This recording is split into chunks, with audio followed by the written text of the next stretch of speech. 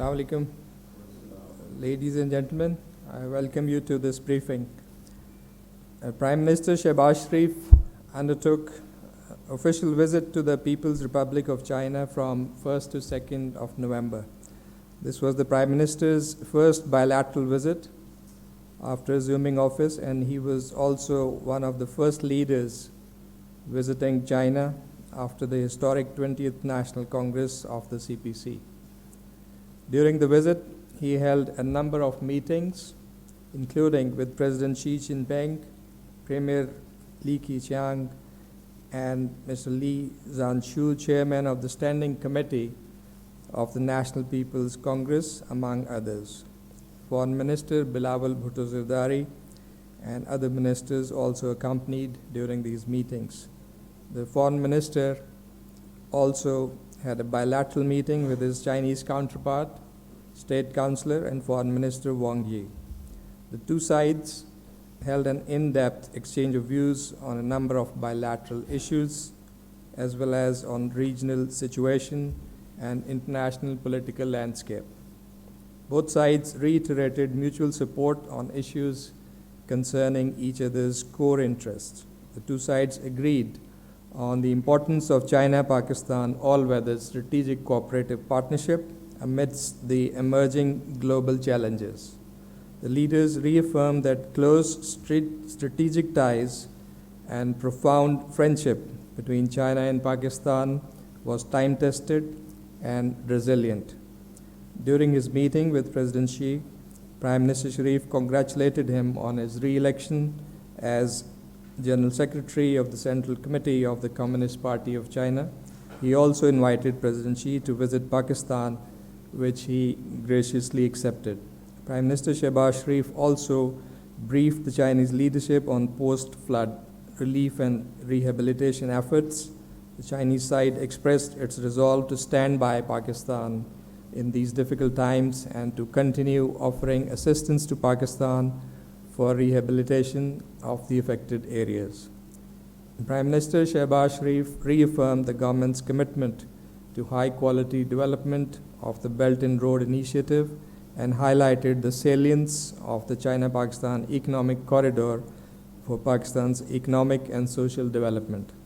Various projects under CPEC, including ML1, the Karachi Circular Railway, projects of the Gwadar Port and Free Zone, cooperation in the areas of agriculture, mining, IT, and socio-economic development were also discussed. The Prime Minister also addressed a China-Pakistan Business Forum that was attended by more than 500 Chinese entrepreneurs.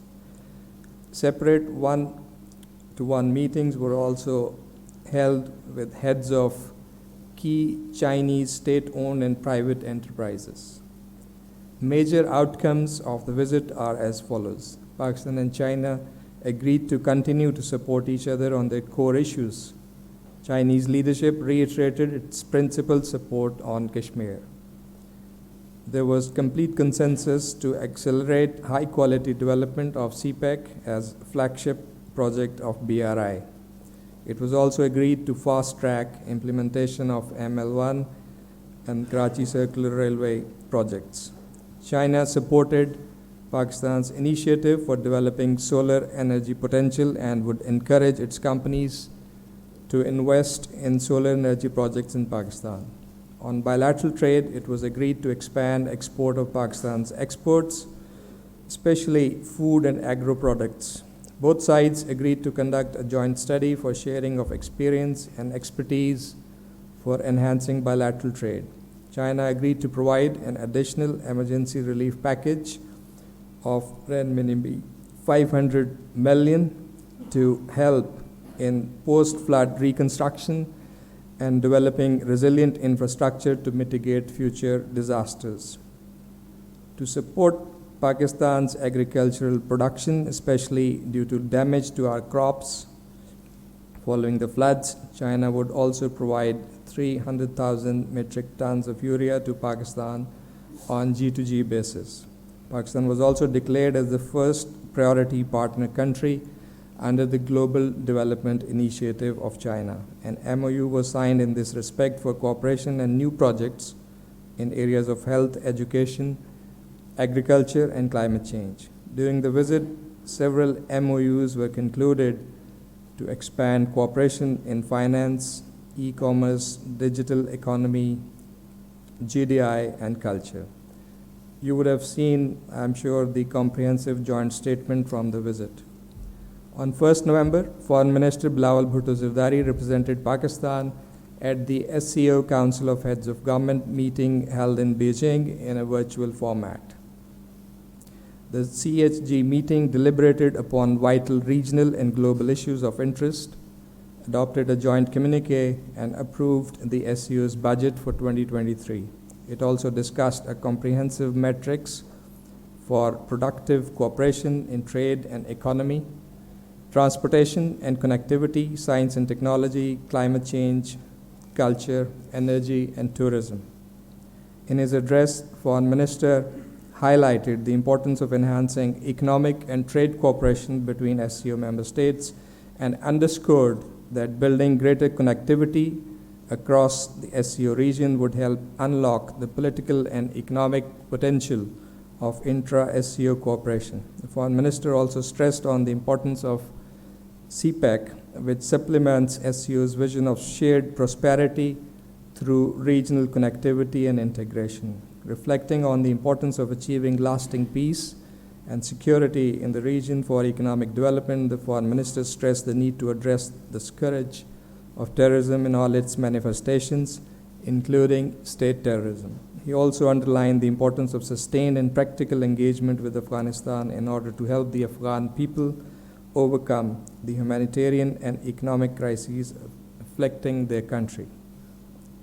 As you would have seen, a meeting of the Joint Working Group of the Political and Security Pillar of the Saudi-Pakistan Supreme Coordination Council was held in Islamabad yesterday. The meeting was co-chaired by Foreign Secretary George Salim and Ambassador Dr. Saud bin Mohammed Al Sati, Deputy Minister for Political Affairs of Saudi Arabia. During the meeting, in-depth discussions were held on wide-ranging topics of mutual interest, and the two sides resolved to further strengthen the long-standing bilateral cooperation in political and security domains.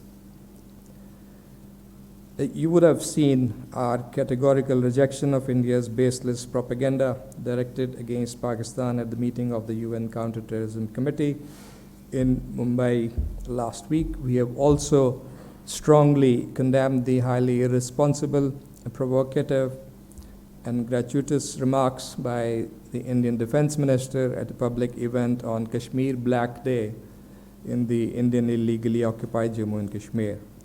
We remain deeply concerned over the situation in IIOJK. Only during the month of October, the Indian occupation forces, in their continued acts of state terrorism, martyred 14 Kashmiris in fake encounters and in illegal custody.